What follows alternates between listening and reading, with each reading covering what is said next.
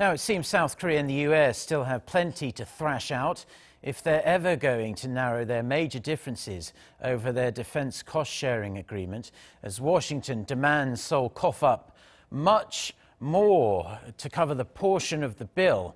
An expert in the US is warning that this negotiating tactic could actually backfire on the Trump administration. Soo-young reports. Demanding South Korea to pay so much more to keep US troops on the Korean Peninsula could end up hurting America's defense industry. That's according to a former commander of UN Command and U.S. Forces Korea.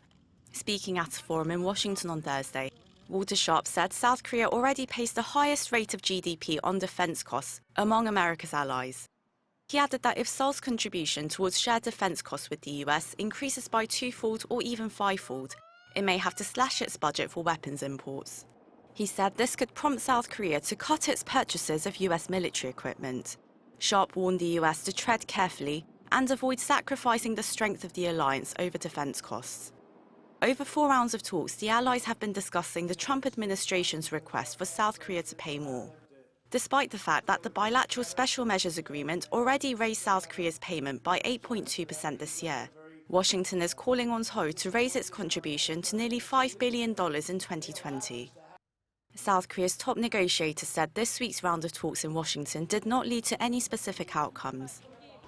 We have our respective stances, so to narrow our differences, we need to talk it out. Chung said Thursday that the US is maintaining its position on making requests beyond the current special measures agreement. He added Seoul also hasn't changed its stance that the two sides should negotiate within the framework of their deal. Soo-young, Arirang News.